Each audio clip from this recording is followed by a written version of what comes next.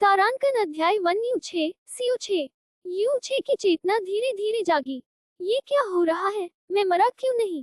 मुझे साफ याद है कि मैं क्लाउड्स एनक्लेव से कूदा था, फिर भी जिंदा कैसे हूँ? किसी तरह शरीर में दर्द भी नहीं है और जरा सी तकलीफ भी महसूस नहीं हो रही। ये कैसे हो रहा है? यू 6 ने अचानक आंखें खोली और जल्दी से बैठ गया। उसने खुद को एक आरामदायक नर्म बिस्तर पर पाया। ऊपर लाल बंधनवार लटक रही थी, महाशगुन वाला था। अरे लिटिल 6, तू जाग गया। कान में एक लड़की की हैरानी भरी चीख सुनाई दी और वही लड़की नजर के सामने आ गई। एक नजर में हरे कपड़ों वाली लड़की 15-16 साल की लग रही थी। बर्फ सी गोरी, गुलाबी होंठ और नाजुक नाक। गहरी हैरानी का भाव उन आंखों में था जो साफ झरने के पानी सी पारदर्शी थी। उसका चेहरा चमकती नजाकत और कोमलता बिखेर रहा था। इस छोटी उम्र में ही इतनी खूबसूरती, तो कौन सोच सकता है आगे चलकर कैसी अप्सरा बनेगी। पास खड़ी लड़की को घूरते हुए यू 6 ने ध्यान से देखा और मुंह से अनजाने में दो शब्द निकल गए, लिटिल आंट। गोरी लड़की ने जैद जैसे हाथ यू 6 के माथे पर रखे और फिर चैन की सांस ली। खुशी भरे चेहरे से बोली, शुक्र है, तेरा बुखार लगभग उतर गया। तूने तो मुझे डरा ही दिया था। लिटिल 6, तू ठीक है ना? बता, कहीं कुछ तकलीफ तो नहीं? लड़की की आंखों में भरी गहरी फिक्र देखकर यू 6 ने बुत की तरह सिर हिलाया। वो खुली आंखों से खाली नजर से घूर रहा था। तू थोड़ी देर आराम कर, मैं जाकर तेरे ग्रैंपा को बताती हूँ कि तू जाग गया। आज तेरा दिन है। जब तू बेहोश हुआ था, तेरे ग्रैंडफादर पागल से हो गए थे और खुद डॉक्टर सिचू को ढूंढने गए थे तेरे लिए। लड़की इतनी जल्दी में थी कि यू 6 की हालत पर ध्यान ही नहीं दिया। उसने यू 6 के कंधे दबाए, इशारा किया कि बिस्तर पर लेट जा और जल्दी से बाहर निकल गई। दरवाजा बंद होते ही यू 6 बिस्तर पर बैठ गया, हाथों से सिर पकड़ लिया। ये जगह थी सेवन एम्पायर में से एक प्रोफाउंड स्काई कॉन्टिनेंट के सुदूर पूरब में बसा शहर फ्लोटिंग क्लाउड सिटी। और वह था सीयू क्लैन के 5वें एल्डर का इकलौता पोता सीयू 6। इस साल ही 16 का हुआ था। यही उसकी मौजूदा पहचान थी। अचानक उसकी याद अजूर क्लाउड कॉन्टिनेंट की 20 साल से ज्यादा की यादों से टकराई और वह उलझन में पड़ गया। अगर मैं सीयू 6 हूँ, तो मेरे पास अजूर क्लाउड कॉन्टिनेंट की यादें क्यों हैं? क्या मैं अजूर क्लाउड कॉन्टिनेंट में मरने के बाद इस शरीर में आ गया? नहीं, मैं साफ तौर पर सीयू 6 हूँ। ये पूरा कमरा मुझे जाना पहचाना है और बचपन की हर घटना साफ याद है। मेरी याद में सब कुछ खुद जिया हुआ है और कोई और की याद चुराने का सवाल ही नहीं। तो क्या अजूर क्लाउड कॉन्टिनेंट का सब कुछ सिर्फ सपना था? क्या क्लाउड्स एनक्लेव से कूदने के बाद ही मैं सच में जागा? पर अजूर क्लाउड कॉन्टिनेंट में जीने की यादें दिन की तरह साफ हैं। वो 24 साल का प्यार नफरत सिर्फ सपना कैसे हो सकता है? ये सब क्या बवाल है? यू 6 मौजूदा सीयू 6 काफी देर तक सन रहा, फिर धीरे धीरे शांत हुआ और सोच समेटी। अभी भोर थी और आसमान पूरी तरह उजला नहीं हुआ था। आज उसका और शिया क्लैन की शादी का दिन था। 2 घंटे पहले लिटिल आंट ने उसे जगाया था और लाल शादी का जोड़ा पहनाया था। उसने लिटिल आंट के हाथ का बना दलिया खाया और शरीर की सारी ताकत चली गई। उसके बाद क्या हुआ, कुछ याद नहीं। वह अब जाकर जागा था। होठों से अजीब सी गंध आई और सीयू 6 के होंठ सिकुड़ गए। उसका चेहरा उतर गया। ये है murdering heart powder. Azzur cloud continent में जिए उन सालों में स्काई पॉइजन पर्ल शरीर में होने की वजह से यू 6 दुनिया के सारे जहरों के बारे में जान गया था और कह सकते हैं कि ऐसा कोई जहर नहीं था जिसे वह न पहचानता हो। वह सिर्फ सूंघकर जहर का नाम और असर बता सकता था। साथ ही स्काई पॉइजन पर्ल की वजह से वह जहर से अछूता था। कितना भी खतरनाक जहर हो, उसे नुकसान नहीं पहुंचा सकता था। मर्डरिंग हार्ट पाउडर एक खास सोल ग्रास और चेरी एप्पल पेड़ की पर्पल स्ट्राई को मिलाकर बनता है। अगर पानी में घोला जाए तो जहर रंगहीन और बेस्वाद होता है। इंसान शरीर में जाने के 10 सेकंड बाद मर जाता है और मौत की वजह कोई नहीं जान पाता क्योंकि ये बिना निशान का जहर है। सीयू 6 की आंखें धुंधली हुई और पल भर में समझ गया क्या हुआ था। असल में वह बेहोश नहीं हुआ था, बल्कि उसने मर्डरिंग हार्ट पाउडर वाला दलिया पिया था और जहर से मर गया था। वह अजूर क्लाउड कॉन्टिनेंट में पैदा हुआ था, पर क्लाउड्स एनक्लेव से कूदने के बाद वह इस दुनिया में एक मरे हुए शरीर में पुनर्जन्म ले बैठा। अगर कोई सुने तो लगेगा कहानी है, पर सीयू 6 यही एक वजह सोच पाया। रुको जरा, अगर सच में ऐसा था तो इस शरीर में जहर रोकने की ताकत नहीं होनी चाहिए। फिर पिछले शरीर का मालिक कुछ देर पहले ही मरा था, तो उसके होंठों पर लगा मर्डरिंग हार्ट पाउडर से वह कैसे बच गया? बाएं हाथ की हथेली से अजीब सा एहसास आया। सीओ 6 ने बायां हाथ उठाया और हैरान रह गया कि हथेली पर एक गोल हरी छाप थी। ये आकार, ये रंग, ये साइज, बिल्कुल स्काई पॉइजन पर्ल जैसा। क्लाउड्स एनक्लेव से कूदने से पहले उसने जान पर खेलकर स्काई पॉइजन पर्ल निगल ली थी, पर उसे पता नहीं था क्या होगा। हाथ पर ये निशान अनजाने में स्काई पॉइजन पर्ल ही था और ये उसके साथ इस दुनिया में आ गया था।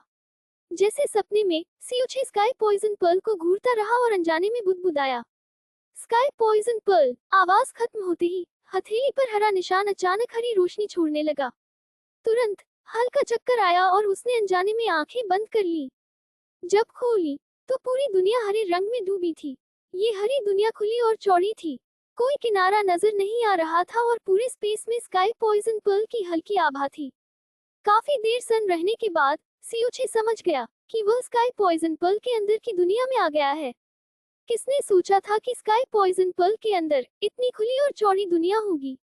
और उससे भी अजीब था कि नतीजे की परवाह किए बिना स्काई पॉइजन पर्ल खाने के बाद स्काई पॉइजन पर्ल उसके साथ आ गई थी और जैसे उसके शरीर का हिस्सा बन गई थी। अगर अंदर आने का रास्ता है तो बाहर जाने का भी होगा। सीओ 6 ने आंखें बंद की और सोच को समेटा। अचानक हरी दुनिया तेजी से मिटी और जब उसने आंखें खोली तो नजर में वही जाना पहचाना कमरा था। हथेली में हल्के हरे निशान को घूरते हुए सीओ 6 धीरे धीरे मुस्कुराया। भले पता नहीं ये बेतुका काम क्यों हुआ, न सिर्फ उसका पुनर्जन्म हुआ बल्कि दोनों जिंदगियों की यादें भी बनी रही। शायद भगवान भी दो जिंदगियों का दुख देखकर तरस खा गए और उसे दोबारा जीने का मौका दे दिया। यू 6 अजूर क्लाउड कॉन्टिनेंट के अनगिनत सबसे ताकतवर लोगों के जुल्म का शिकार था। भले आखिर में मर गया, पर उसने अकेले दुनिया हिला दी थी। कितना शान और हैरत वाला था वो। पर उसका मौजूदा शरीर सिर्फ औसत था, नहीं, खुलकर बोले तो कमजोरी की मिसाल था। प्रोफाउंड स्काई कॉन्टिनेंट में प्रोफाउंड स्ट्रेंथ सबसे जरूरी थी। भले सीओ 6 सीओ क्लैन में पैदा हुआ था और सीओ क्लैन के सबसे ताकतवर पांचवें एल्डर सीओ लाई का पोता था, उसकी प्रोफाउंड स्ट्रेंथ 16 साल का होने पर भी एलिमेंट्री प्रोफाउंड रेल्म के पहले लेवल पर थी। उसने 7.5 साल की उम्र में साधना शुरू की, 8 साल की उम्र में एलिमेंट्री प्रोफाउंड का पहला लेवल छुआ और फिर पूरे 8 साल एक कदम आगे नहीं बढ़ा। उसे पूरे सीओ क्लैन ने ताने मारे। बाद में सीओ लाई ने फ्लोटिंग क्लाउड सिटी के सबसे बड़े डॉक्टर सिचू को बुलाकर शरीर जंचवाया और हैरानी से पता चला कि सीओ 6 जन्म से ही टूटी प्रोफाउंड वेन्स के साथ पैदा हुआ था। टूट फूट इतनी ज्यादा थी कि ठीक होना लगभग नामुमकिन था। इस हालत में सीओ 6 एलिमेंट्री प्रोफाउंड रेल्म के पहले लेवल पर अटका रहेगा और चाहे जितनी मेहनत कर ले, आगे नहीं बढ़ पाएगा। चाहे जान लगा दे, वो जिंदगी भर एलिमेंट्री प्रोफाउंड रेल्म के पहले लेवल पर ही रहेगा। इस तरह का इंसान बेशक प्रोफाउंड स्काई कॉन्टिनेंट में सबसे निचला वजूद था और सीओ क्लैन में पूरा मजाक का पात्र था। अगर उसके ग्रैंडफादर सीओ लाई सीओ क्लैन के सबसे ताकतवर न होते, जो फ्लोटिंग क्लाउड सिटी के भी सबसे ताकतवर कहे जा सकते थे, तो कोई उसकी तरफ आंख उठाकर भी न देखता। CO clan floating cloud city के प्रोफाउंड साधना करने वाले 3 बड़े घरानों में से एक था और ताकतवरों से भरा था। एक ही पीढ़ी के ढेर सारे जवानों में सीओ 6 बेकार वजूद कहा जा सकता था। अगर वह किसी दिन मर भी जाता तो कुछ को छोड़कर किसी को फर्क नहीं पड़ता। पर आज कुछ लोग उसे मारने के लिए बहुत मुश्किल से मिलने वाला और महंगा मर्डरिंग हार्ट पाउडर इस्तेमाल करने को तैयार थे। सीओ 6 साफ जानता था वजह क्या थी, क्योंकि आज उसका और शिया किंगयू का शादी का दिन था। शिया किंगयू उसकी ही उम्र की 16 साल की थी, पर इतनी छोटी उम्र में उसकी प्रोफाउंड स्ट्रेंथ कही जाती थी कि एलिमेंट्री प्रोफाउंड रेल्म के 10वें लेवल पर पहुंच चुकी है। बस एलिमेंट्री लेवल से निकलकर नासेंट प्रोफाउंड रेल्म में कदम रखने वाली है। वह शिया क्लैन में 100 साल में इकलौती थी जो 16 साल की उम्र में इस प्रोफाउंड स्ट्रेंथ तक पहुंची थी। यहाँ तक अफवाह थी कि अगर ऐसे ही बढ़ती रही तो वह शिया क्लैन के इतिहास में पहली होगी जो कुछ दशकों में अर्थ प्रोफाउंड रेल्म में कदम रखेगी, या शायद स्काई प्रोफाउंड रेल्म तक भी पहुंच जाए, जिसके बारे में फ्लोटिंग क्लाउड सिटी में पिछली कई सदियों से किसी ने सोचा भी नहीं। और अहम बात, वह न सिर्फ हैरत अंगेज अक्लमंद थी बल्कि बहुत खूबसूरत भी थी और पूरे फ्लोटिंग क्लाउड सिटी की सबसे सुंदर लड़की मानी जाती थी। फ्लोटिंग क्लाउड सिटी के सारे काबिल जवान उसके दीवाने थे। अगर शिया क्लैन दूल्हा ढूंढना शुरू करे तो लाइन फ्लोटिंग क्लाउड सिटी के दक्षिण दरवाजे से उत्तर दरवाजे तक लग जाए। ये अक्ल और खूबसूरती की चोटी वाली लड़की इस पीढ़ी के सबसे निकम्मे जवान से शादी कर रही थी जिसका कोई भविष्य ही नहीं था। कौन जाने कितने लोग गुस्से और जलन से पैर पटक रहे थे। ये पूरी तरह चमकते कमल को गोबर के ढेर पर लगाने जैसा था जिस पर कोई नजर भी न डाले। शियो किंगयू के लिए एक तरफा प्यार रखने वाले बेशक CO6 से जलन और नफरत दोनों रखते थे और ज्यादातर हार मानने को तैयार नहीं थे और उसे जहर देकर मारने की कोशिश करेंगे। मौजूदा CO6 ने सोचा, तो ये हालात अजीब लगते ही नहीं। औरतें सच में मुसीबत की जड़ हैं। CO6 बिस्तर से उतरा, खड़ा हुआ और बुदबुदाया। पर जैसे ही शियो किंगयू की उस खूबसूरती और अदा का ख्याल आया जो पूरा शहर पलट दे, तो मुंह खोलकर दिल से हंस पड़ा। फिर भी ऐसी दुल्हन मिल रही है, ये तो अच्छी शुरुआत है। इस वक्त वह लाल शादी का जोड़ा पहने एक कमरे में था जहां हर तरफ डबल हैप्पीनेस वाले लाल कपड़े चिपके थे। कल रात उसके ग्रैंडफादर सियो लाए और उसकी आंट सियो लिंगशी ने खुद अपने हाथों से ये सब सजाया था। उसके बेडरूम को शादी वाले कमरे में बदल दिया था। अचानक दरवाजा खुला और एक हसीन सी परछाई जल्दी से अंदर आई। CO6 तुरंत खड़ा हो गया और मुस्कुरा कर बोला, लिटिल आंट, क्या ग्रैंडफादर वापस आ गए? सियो लिंगशी सियो लाई की मिडिल एज में हुई बेटी थी। भले वो CO6 की आंट थी, पर इस साल ही 15 की हुई थी और CO6 से 1 साल छोटी थी। अभी छोटी थी पर उसकी खूबसूरती पहले से ही दिल छू लेने वाली थी। उसकी profound strength elementary profound realm के शुरुआती 6th लेवल पर थी। भले वो शियो किंगयू के बराबर नहीं थी, पर सियो क्लैन के लिए वो बहुत कीमती थी और सब उसकी इज्जत करते थे। ओह चेयर, तू आखिर जाग गया। एक नर्म आवाज कमरे में गूंजी जब सियो लाई अंदर आया। CO6 को बिस्तर से बाहर और नॉर्मल रंगत में देखकर सियो लाई ने थोड़ी राहत ली। उसके पीछे हाउसकीपर सियो होंग और फ्लोटिंग क्लाउड सिटी के नंबर 1 डॉक्टर सिचू थे। ये अच्छा है कि तू जाग गया और बीमार नहीं लग रहा, पर डॉक्टर सिचू को तुझे चेक करने दे। आज तेरी शादी का दिन है और जरा सी गलती नहीं होनी चाहिए। डॉक्टर सिचू, आप शुरू कीजिए। सियो लाई बोलते हुए एक तरफ हट गया। डॉक्टर सिचू ने अपनी मेडिसिन चेस्ट टेबल पर रखी और CO6 के सामने बैठ गया। हाथ उठाकर CO6 की कलाई पर पल्स देखने लगा। थोड़ी देर बाद उसने हाथ हटा लिए। डॉक्टर सिचू, CO6 की हालत कैसी है? कुछ सीरियस तो नहीं? सियो लिंगशी ने फिक्र से पूछा। चेहरे पर डर और घबराहट साफ थी। भले वो बोला नहीं, सियो लाई का चेहरा गंभीर था और आंखों में सख्ती थी। वो कैसे नहीं जानता कि CO6 का अचानक गिरना नॉर्मल नहीं था।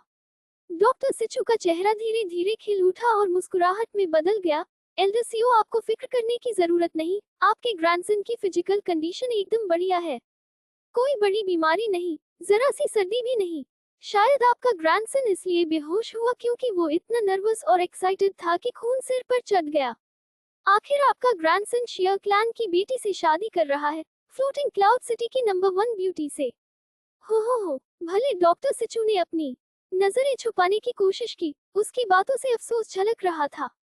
एक टैलेंटेड लड़की का एक फ्यूचर लेस नाकारा से शादी करना किसी के लिए भी हजम करना मुश्किल था। ये तो बढ़िया खबर है। सियो लाई ने राहत की सांस ली और सोच में सिर हिलाया। इतनी सुबह सुबह डॉक्टर सिचू को बुलाना तकलीफ दे दी। हाँ, डॉक्टर सिचू को लिविंग रूम में आराम के लिए ले जाओ। कोई बात नहीं, डॉक्टर सिचू ने हाथ हिलाकर जवाब दिया और मेडिसिन चेस्ट उठाई। जब आपका ग्रैंडसन ठीक है, तो मैं चलता हूँ। एल्डर सियो को बधाई, फ्लोटिंग क्लाउड सिटी की सबसे outstanding granddaughter in law मिल रही है। पता नहीं कितने लोग अभी आपसे जल रहे होंगे। हाँ, चलता हूँ। शादी में ड्रिंक के लिए जरूर आना। हाँ, डॉक्टर सिचू को बाहर तक छोड़ आओ। चेयर, क्या तू सच में ठीक है? कहीं कुछ अनकंफर्टेबल तो नहीं लग रहा? डॉक्टर सिचू के जाने के बाद भी सियो लाई को तसल्ली नहीं हुई और उसने त्योरी चढ़ाकर सोचा। जब CO6 अचानक गिरा था, उसका टेम्परेचर गिर गया था और लाइफ एनर्जी भी फीकी पड़ गई थी। ये सिर्फ एक्साइटमेंट से नहीं हो सकता। CO6 अभी हेल्दी लग रहा था, पर सियो लाई के दिल में वो छोटा सा शक अभी भी था। मैं सच में ठीक हूँ ग्रैंडफादर, आप बेफिक्र रहो, CO6 ने इजी एक्सप्रेशन के साथ कहा। सियो लाई का सफेद बालों वाला फिक्रमंद चेहरा देखकर उसकी नाक अचानक खट्टी हो गई। सियो क्लैन में 5 एल्डर्स थे और भले सियो लाई 5th एल्डर था, वो क्लैन में सबसे ताकतवर था। 5 साल पहले वो स्पिरिट प्रोफाउंड रेल्म के 10th लेवल की बॉर्डर पर पहुंच गया था। अभी वो स्पिरिट प्रोफाउंड रेल्म के 10th लेवल के पीक पर था और ट्रू प्रोफाउंड रेल्म में घुसने का मौका था, वो लेवल जिसका अनगिनत लोग सपना देखते हैं। सियो लाई इस साल सिर्फ 55 साल का था स्पिरिट प्रोफाउंड रेल्म के 10th लेवल की ताकत के साथ, पर उसके सारे बाल पहले से सफेद हो चुके थे। हर बार जब CO6 ये सफेद बाल देखता, दिल कड़वा हो जाता। सियो लाई के मिडिल एज में सफेद बाल होने की वजह फ्लोटिंग क्लाउड सिटी में सब जानते थे।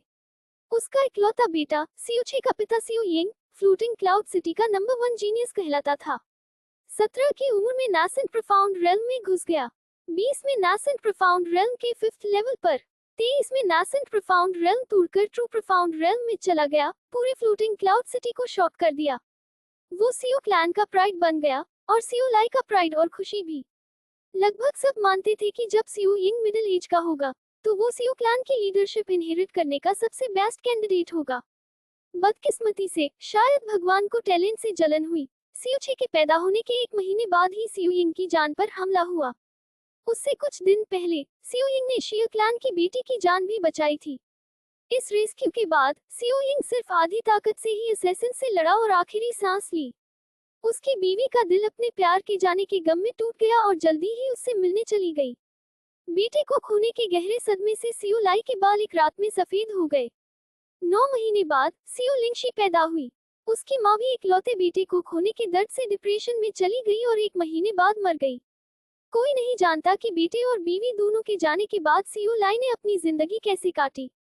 उसके सफेद बालों में बेइंतहा गम, नफरत और एक गहरा बयान न हो सकने वाला दुख था। आज तक सीओ लाई को अपने बेटे का कातिल नहीं मिला।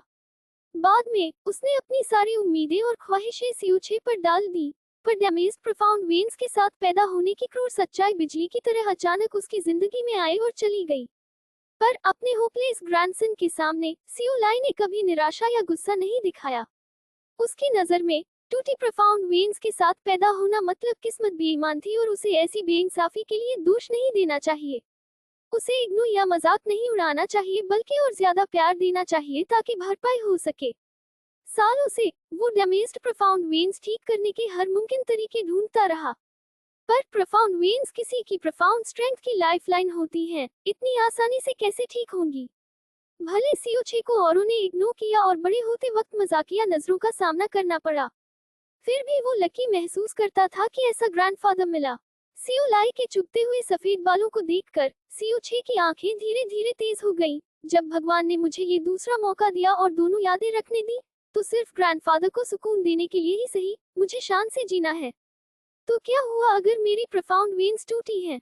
मैं मेडिकल सेंट का वारिस हूँ। जब तक सही दवाई मिल जाए, 3 हफ्ते के अंदर मैं अपनी प्रोफाउंड वेन्स पूरी तरह नॉर्मल कर सकता हूँ। तो ठीक है, ये सुनकर अच्छा लगा। उसे देखकर सीओ लाई को आखिर तसल्ली मिली। बाहर उजाला होते आसमान को देखकर बोला, चेयर, टाइम हो गया। जाकर तैयारी कर ली जबकि मैं वेडिंग टीम अरेंज करता हूँ। ओह हाँ, तू घोड़ी पर जाएगा या कैरेज में बैठेगा? अगर वो कल वाला सीओ6 होता तो जरूर कैरेज बोलता। भले वो एक एल्डर का इकलौता पोता था, उस स्टेटस के बिना वो एक नाकारा कहलाता था जिसमें और शिया किंगयू में जमीन आसमान का फर्क था। शिया क्लैन तक दूल्हे के रास्ते पर शक नहीं कि उसे अनगिनत उंगली उठाने और जलन भरी अफसोस की नजरों का सामना करना पड़ेगा। ऐसी नेगेटिव इमोशन के सामने आमने सामने आने पर कैसा फील होगा, कोई सोच सकता है। सीओ6 हल्की स्माइल के साथ हंसा, बिल्कुल घोड़े पर जाऊंगा। आप मेरी फिक्र मत करो ग्रैंडफादर। शिया किंगयू भले रईस हो, पर वो पहले से ही हमारे सीओ फैमिली की डॉटर इन लॉ बनने वाली है। मैं उसे खुलेआम शान और इज्जत से घर ब्याह कर लाऊंगा ताकि आपका चेहरा ना गिरे। सीओ लाई के एक्सप्रेशन में देर लगी, क्योंकि उसने कभी सोचा नहीं था कि उसका ग्रैंडसन ऐसी बात बोलेगा। उसका चेहरा फिर जेंटल स्माइल में टूट गया और उसने धीरे से सिर हिलाया। अच्छा। सिर्फ एक शब्द में उसका गहरा संतोष झलक गया। सीओ लाई कमरे से बाहर निकला और धीरे से दरवाजा बंद कर दिया। जैसे ही सीओ लाई गया, सीओ लिंगशी सीओ6 के सामने आकर खड़ी हो गई और होंठ सिकोड़ लिए। चेहरे पर नाराजगी लाकर बोली, तो तू सच में इस शादी के लिए एक्साइटेड है और मैंने बेकार में तेरी फिक्र की। तू तो शिया किंगयू से ज्यादा बार मिला भी नहीं है पर पहले से ही उसे पसंद करने लगा। ओह हाँ, वो तो हमारे फ्लोटिंग क्लाउड सिटी की नंबर 1 ब्यूटी है ना? सीओ6 ने जल्दी से हाथ आगे पीछे हिलाए। ऐसा कैसे हो सकता है? शिया किंगयू काफी खूबसूरत है पर मुझे लगता है लिटिल आन ज्यादा सुंदर है।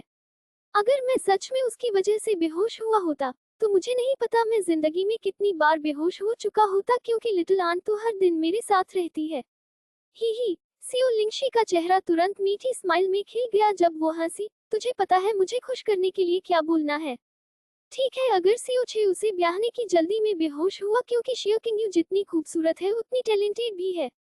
शिया क्लैन भी फ्लोटिंग क्लाउड सिटी का सबसे अमीर क्लैन है, तो उससे शादी का सपना देखने वाले बहुत हैं। पर आखिर में वो मेरे फैमिली के सीओ 6 से शादी करने वाली है। इस पॉइंट पर सीओ लिंगशी के चेहरे पर प्राउड लुक आ गया। फिर उसकी आंखें नम हो गईं जब उसकी आवाज नर्म हुई। लगता है ये दिन इतनी जल्दी आ गया, लिटिल 6 की शादी होने वाली है। पाउंड पाउंड, दरवाजे पर नॉक के साथ ओल्ड हाउसकीपर सीओ होंगकैंग की आवाज आई। यंग मास्टर, दुल्हन लेने जाने का टाइम लगभग हो गया है। आह, पहले ही। सीओ लिंगशी ने सीओ 6 के कपड़ों को देखा और अचानक बेचैन हो गई। अंकल होंग, थोड़ा और रुको और हम अभी बाहर आते हैं। वो सीओ 6 के सामने चली गई और एक जोड़ी नर्म हाथों से जल्दी जल्दी उसकी शादी के कपड़े ठीक करने लगी। ये आउटफिट पहनना काफी मुश्किल है। पहले वाली घटनाओं की वजह से तेरे कपड़े गड़बड़ हो गए हैं। हिलना मत, मैं अभी ठीक कर देती हूँ। एक जोड़ी बर्फ सी सफेद नाजुक हाथें जल्दी से काम करने लगी। उसने कॉलर को सही पोजीशन में पलटा और ढीले बेल्ट को दोबारा कसा। उसकी हरकतें झटकेदार थी, पर वो सीरियस थी और जो कर रही थी उस पर पूरा ध्यान दे रही थी। सीओ 6 चुपचाप उसे देखता रहा और उसकी आंखें धीरे धीरे धुंधली हो गईं। आज वो शिया किंगयू से शादी करने वाला था, पर वो पक्का जानता था कि शिया किंगयू उससे शादी इसलिए नहीं कर रही क्योंकि वो दिल से उसे प्यार करती है। अगर उनके पिता सीओ यिंग और शिया होंगी का वो मार्च वाला वादा न होता, तो शिया किंगयू उसकी तरफ नजर उठाकर भी न देखती। इस दुनिया में जो लोग सीओ 6 के साथ अच्छे थे वो सिर्फ उसके ग्रैंडफादर सीओ लाई और उसकी लिटिल आंट सीओ लिंगशी थे। अपने सबसे शुरुआती बचपन में सीओ लिंगशी सीओ 6 से कैंडी की तरह चिपकी रहती थी। वो जहाँ जाता वो पीछे पीछे जाती और उसे झटकना मुश्किल था। अगर वो थोड़ी देर भी उसे नहीं देखती तो जोर जोर से रोने लगती। पर जब सीओ 6 10 साल का हुआ और कंफर्म हो गया कि उसकी प्रोफाउंड वेन्स डैमेज्ड हैं, लिंगशी जैसे एक रात में बड़ी हो गई। वो टूटी प्रोफाउंड वेन्स के नतीजे जानती थी और फिर उसे अपनी लिटिल आंट वाली पहचान का कॉन्सेप्ट समझ आया। यहीं से उसने प्रोफाउंड के तरीकों में ट्रेनिंग शुरू की ताकि कमजोर सीओ 6 की जिंदगी बचाए। अजूर क्लाउड कॉन्टिनेंट के 24 साल के सपनों के बाद सीओ 6 को लगता था कि यहाँ सीओ लिंगशी की मेहरबानी उतनी ही लग्जरी जितनी कीमती थी। भले शिया किंगयू उसकी बीवी बनने वाली थी, वो सिर्फ आसमान के सबसे ठंडे चांद जैसी होगी, देखने की चीज पर छूने की नहीं। अगर मैं लिटिल आंट जैसी लड़की से शादी करूं, तो परफेक्ट होगा। इस तरह के ख्याल बेकाबू होकर सीओ 6 के दिमाग में आ गए। सीओ 6 को ड्रेस करने के कॉम्प्लेक्स मोशंस पूरे करने के बाद सीओ लिंगशी ने राहत की सांस ली। पंजों के बल उठकर उसने हाथ बढ़ाया और उसके बाल संवारे। चेहरे पर टेंडर अफेक्शन का एक्सप्रेशन साफ छपा था। उसके गुलाबी होंठ फूल की पंखुड़ियों की तरह हल्के से खुले। एक सुपरनेचुरल स्पीड से सीओ 6 ने इंस्टिंक्टिवली अपना सिर झुकाया और अपने होंठ सीओ लिंगशी के रसीले गुलाबी होंठों पर दबा दिए। सीओ लिंगशी चीखी और डरे हुए खरगोश की तरह पीछे उछल गई। उंगलियों से अपने सुन्न पड़े होंठ छुए। उसकी खूबसूरत आंखें हैरानी से फैल गईं और एक हल्की लाली गोरे चेहरे से गर्दन तक फैल गई। तूने फिर से मुझे किस किया? तेरा रिएक्शन हमेशा वैसा ही होता है। मासूम बने सीओ 6 के चेहरे पर दिल टूटा हुआ एक्सप्रेशन था। जब हम छोटे थे तो हमेशा तेरा पसंदीदा किस गेम खेलते थे। आजकल जब भी मैं किस करने की कोशिश करता हूँ तू शॉक में चली जाती है। तू तू जानता है वो तब था जब हम बच्चे थे। सीओ लिंगशी का चेहरा लाल गुलाब सा हो गया। हम अब बड़े हो गए हैं और ऐसे मजाक नहीं कर सकते। तू जल्दी ही शादी वाला है। फ्यूचर में तू सिर्फ अपनी बीवी को किस कर सकता है। क्यों? क्योंकि मैं तेरी लिटिल आंट हूँ। सीओ लिंगशी ने पैर पटका और सांस फूल गई। तो अगर मैं तुझे किस करना चाहूँ तो क्या करूँ? शरारत से मुस्कुराते हुए सीओ 6 ने हाथ ठुड्डी के नीचे रखा। सामने खड़ी 15 साल की प्यारी लड़की में लिटिल आंट वाली जरा भी सख्ती नहीं थी। तो मुझसे शादी कर। सीओ लिंगशी ने गुस्से में नाक चढ़ाई। अरे, तू मेरी आंट है, मैं तुझसे शादी कैसे कर सकता हूँ? सीओ 6 ने आवाज धीमी करके कहा, आंखें फाड़ ली। तुझे भी पता है ये, अगर तूने दोबारा चोरी से किस किया तो मैं तेरी बीवी को बता दूंगी और उसे तुझे संभालने दूंगी। हाँ। सीओ लिंगशी ने उसे जीत की नजर से देखा, नाक हवा में। सीओ होंग की आवाज फिर बाहर से आई, यंग मास्टर, तैयार हो गए? दुल्हन लेने जाने का टाइम हो गया है। हाँ, अभी निकल रहा हूँ। सीओ 6 ने अपने कपड़ों को देखा और निकलने की तैयारी की। 2 कदम चलने के बाद सीओ लिंगशी ने उसका हाथ पकड़ लिया और सीरियस चेहरे से बोली, लिटिल 6, जाने से पहले कल वाला प्रॉमिस दोहरा, एक एक शब्द, वरना मैं तुझे जाने नहीं दूंगी। कल वाला प्रॉमिस। सीओ छे ने थोड़ी देर सोचा और बोला, ठीक है, शियो किंग्यू से शादी के बाद मैं लिटिल आंट को नहीं भूलूंगा सिर्फ इसलिए कि मेरी बीवी आ गई। मैं लिटिल आंट के साथ पहले जितना ही टाइम बिताऊंगा, लिटिल आंट की पुकार सुनूंगा और बुलाते ही आ जाऊंगा पहले की तरह। मुझे नहीं लगता कोई शब्द भूला हूँ। ही, कितना अच्छा बच्चा है। सियो लिंगशी मीठा मुस्कुराई पर सियो छे का हाथ नहीं छोड़ा। पर आज एक और ऐड करेंगे जो मैं कल भूल गई थी। भले शियो किंग्यू तेरी बीवी बनने वाली है, तेरे दिल में वो मुझसे ज्यादा नहीं होनी चाहिए।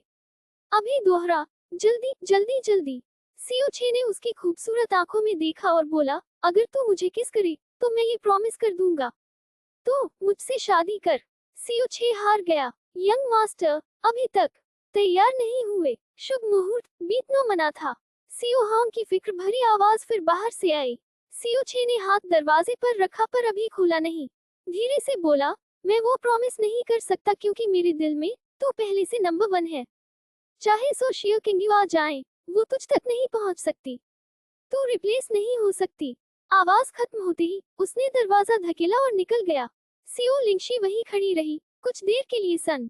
उसके होठों के कोने पर एक घुमाव बना और वो खुशी से उछलती हुई बाहर निकली, जैसे किसी लड़की को उसकी पसंदीदा टॉफी मिल गई हो।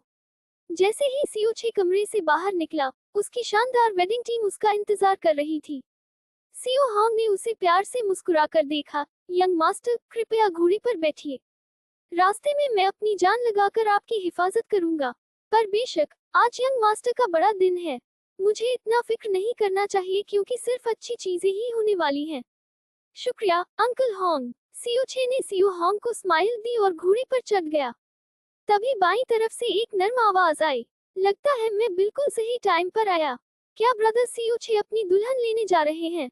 मुबारक हो। उस आवाज पर सियो छे की भौहें हल्की सी सिकुड़ी और उसने देखा दो जवान आदमी धीरे धीरे उसके पास आ रहे थे। बोलने वाला 20 साल का मीडियम कद का जवान था। हैंडसम था और शान से भरा था। उसकी आंखें क्रिस्टल क्लियर थी एक फ्रेश चेहरे पर और वो ब्राइट स्माइल पहने था। उसके पीछे एक पतला सा जवान था। उसके कदम बोलने वाले के पीछे पीछे तेजी से बढ़ रहे थे। उन्हें देखकर सियो छे मुस्कुराया, ओह ये तो ब्रदर यू लोंग और ब्रदर सियो यांग हैं। क्या आप लोग मुझे विदा करने के लिए स्पेशल यहाँ आए हो? सियो यूलोंग सियो क्लैन के लीडर का बेटा था। 20 साल की उम्र में, चाहे उसका लुक हो, टैलेंट हो, बोलने का तरीका हो या अक्ल, वो सियो क्लैन की यंग जनरेशन में टॉप पर था। उसकी प्रोफाउंड स्ट्रेंथ अभी नासेंट प्रोफाउंड रेल्म के 3rd लेवल पर पहुंच चुकी थी। वो अपने पिता सियो यनहाई का प्राइड और खुशी था और सियो क्लैन की फ्यूचर की उम्मीद भी। क्लैन की उससे बहुत उम्मीदें थी क्योंकि अगर कोई हादसा न हुआ तो वो अगला लीडर बनेगा। उसमें बहुत सारी अच्छी खूबियां थी पर वो कभी घमंडी नहीं रहा। वो सबके साथ नर्म और तहजीब वाला था। यहाँ तक कि सियो छे के साथ भी, जिसे सबकी नजरों में अपाहिज माना जाता था, उसने कभी मजाक नहीं उड़ाया बल्कि उतना ही नर्म और तहजीब वाला रहा। इतना ही नहीं, वो अक्सर सियो छे की डैमेज्ड प्रोफाउंड वेन की प्रॉब्लम पर फिक्र के साइन भी दिखाता था। सियो छे को हमेशा यूलोंग पसंद था। वो यूलोंग की नेकी की इज्जत और कदर करता था। बेशक वो फीलिंग्स पिछले वाले सियो छे की थी। सियो यूलोंग के पीछे वाले की पहचान भी सिंपल नहीं थी। वो कोई मामूली सियो क्लैन डिसाइपल नहीं था। वो सेकंड एल्डर का सबसे छोटा पोता सियो यांग था। 19 साल की उम्र में वो एलिमेंट्री प्रोफाउंड रेल्म के 9th लेवल पर था। बचपन से ही वो हमेशा सियो यूलोंग के पीछे पीछे रहता था और उसकी हर बात सुनता था। पर वो सियो छे के साथ उतना अच्छा नहीं था जितना सियो यूलोंग के साथ। भले दोनों ही एल्डर्स के पोते थे, उसने कभी सियो छे की परवाह नहीं की। जब भी सियो छे बात करने की कोशिश करता, तो वो या तो इग्नोर कर देता या नाक चढ़ाकर जवाब देता। सियो क्लैन एल्डर के पोते के तौर पर न सिर्फ सियो छे का अपना घर था, उसका एक अलग छोटा सा कोर्टयार्ड भी था। उसके ग्रैंडफादर सियो लाई, उसकी लिटिल आंट सियो लिंगशी और उसके एकमात्र बेस्ट फ्रेंड के अलावा बहुत कम लोग मिलने आते थे। इस वक्त सियो यूलोंग सियो यांग के साथ उसे उसकी शादी की यात्रा पर देखने के मकसद से आया था। हाँ, बेशक। सियो यूलोंग दिल खोलकर हंसते हुए पास आया और बोला, जिससे तू आज शादी कर रहा है वो हमारे फ्लोटिंग क्लाउड सिटी का नंबर 1 सबसे चमकता हुआ जवाहर है। ये सिर्फ हमारे सियो क्लैन का बड़ा इवेंट नहीं है, बल्कि हमारे फ्लोटिंग क्लाउड सिटी का बड़ा इवेंट है। चूंकि तुझे इस खजाने से शादी का मौका मिला है, तेरा ये भाई तेरे लिए बहुत खुश है। बेशक मैं जलता भी हूँ और शर्मिंदा भी हूँ। हाँ, सियो छे भी हंसा, ब्रदर यूलोंग क्या फनी जोक मारते हो। ब्रदर यूलोंग के टैलेंट के साथ पूरे फ्लोटिंग क्लाउड सिटी की फीमेल पॉपुलेशन आपकी है चुनने के लिए। यंग मास्टर, हमें चलना चाहिए, सीओ होंग ने चेताया। ब्रदर सीओ छे, जल्दी करो, हम बेसब्री से इंतजार कर रहे हैं कि तू फ्लोटिंग क्लाउड सिटी के सबसे चमकते जवाहर को धूमधाम से सीओ क्लैन में लाए। सीओ यूलोंग ने स्माइल के साथ कहा। सीओ छे ने सिर हिलाया और तुरंत टाइट बैठ गया। वेडिंग स्कॉट टीम धूल और नगाड़ों की आवाज के साथ कोर्टयार्ड से निकली और सीधा शिया क्लैन रेजिडेंस की तरफ चल पड़ी। जैसे ही सीओ छे नजरों से ओझल हुआ, सीओ यूलोंग की स्माइल जम गई और काली पड़ गई। वो अचानक मुड़ा और सीओ यांग के गाल पर जोर से थप्पड़ मारा। धीमी आवाज में फुफकारा, नाकारा। सीओ यूलोंग का थप्पड़ सीधा लगा और सीओ यांग का बायां गाल सूज गया। वो जल्दी से सीओ यूलोंग के पैरों में गिरा और डरते हुए बोला, मैंने साफ तौर पर मर्डरिंग हार्ट पाउडर डाला था और जो मैसेज मिला उसमें कंफर्म था कि वो गिर गया। मुझे भी नहीं पता ये कैसे हुआ। एम्फ, सीओ यूलोंग की भौहें तन गई और चेहरा बिगड़ गया। मैंने इतने पैसे खर्च करके वो जहर लिया जिसका तूर डॉक्टर सिचू के पास भी नहीं, पर तूने सब चौपट कर दिया। क्या तू चाहता है कि मैं खुद अपनी आंखों से शिया किंगयू को उस नाकारा सीओ छे से शादी करते देखूं? बॉस, वो लड़का अभी अभी गया है। हमारे पास शादी के रास्ते पर मौका होगा। भले हम खुद देखे जाने के डर से हाथ नहीं लगा सकते, पर हम यूवन फैमिली और बाकियों से रेजिस्टेंस फोर्स उकसा सकते हैं। और भी कई रईस मर्द हैं जो शिया किंगयू को चाहते हैं। सिर्फ लोगों को शिया किंगयू की सीओ छे से शादी की बात सुनकर दांत पीसने लगते हैं। अगर हम उन्हें थोड़ा उकसाएं और साथ निकले, तो हम। अगर ये इतना सिंपल होता, तो मैंने इतना टाइम मर्डरिंग हार्ट पाउडर लेने में क्यों लगाया? सीओ यूलोंग ने ठंडी आवाज में सीओ यांग को काटा और बोला, सीओ छे नाकारा है पर उसका ग्रैंडफादर स्पिरिट प्रोफाउंड रेल्म के 10th लेवल पर है। उसे नाराज करने की हिम्मत कौन करेगा? और शिया किंगयू के पिता ने इस शादी पर जरा भी इतराज नहीं किया। शिया क्लैन और सीओ छे को खुलेआम नाराज करने की हिम्मत कौन करेगा? चाहे यूवन फैमिली के लड़के सिटी लॉर्ड के लड़कों के साथ ग्रुप बना ले, उनकी फैमिली उन्हें कुछ भी करने से रोकेगी। और तूने देखा नहीं, वो बूढ़ा सीओ होंग खुद उसे एस्कॉर्ट कर रहा है। उसके रहते कोई गड़बड़ कैसे शुरू होगी? बोलते बोलते सीओ यूलोंग ने मुठ्ठियां भींच ली। हड्डी खिसकने की आवाज हवा में आई। पहली बार जब उसने शिया किंगयू को देखा था, उसे लगा कि वो किसी परी से मिला है और वो उसी वक्त खो गया था। तभी से उसने कसम खाई थी कि शिया किंगयू को इसी जिंदगी में अपनी औरत बनाएगा। पर शिया किंगयू असल में सीओ क्लैन के सबसे नफरत किए जाने वाले सीओ छे से शादी करने वाली थी। वो इसे कैसे बर्दाश्त कर सकता था? बॉस, असल में आपको इतना फिक्र करने की जरूरत नहीं। सीओ यांग ने सीओ यूलोंग के चेहरे का एक्सप्रेशन देखा और संभल कर बोला, सोचो, शिया किंगयू के उस मिजाज के साथ जो फ्लोटिंग क्लाउड सिटी के किसी भी टैलेंट को नजर उठाकर नहीं देखती, क्या वो उस लड़के सीओ छे को पसंद करेगी? वो सीओ छे से शादी सिर्फ इसलिए कर रही है क्योंकि 16 साल पहले एक वादा हुआ था। अगर वो फैमिली में आती है, तो सीओ छे के लिए उसकी उंगली छूना भी नामुमकिन है। हमारे सीओ क्लैन में आने के बाद बॉस के उससे मिलने के चांस बहुत बढ़ जाएंगे। वो नाकारा सीओ छे बॉस की नेचुरल हैंडसमनेस और टैलेंट के सामने कुछ भी नहीं। थोड़ी टाइम बाद बॉस उसे इम्प्रेस कैसे नहीं करेगा? उस टाइम तक सीओ यांग की बातें सुनकर सीओ यूलोंग की उदास त्योरी ढीली होने लगी, जबकि उसकी तंग आंखें सिकुड़ गईं। उसने उंगली से नाक की टिप छुई और धीरे से बुदबुदाया, तू काफी लॉजिकल बात कर रहा है। लगता है उस नाकारा को जहर से मारना पाना भी एक अच्छी बात हो सकती है।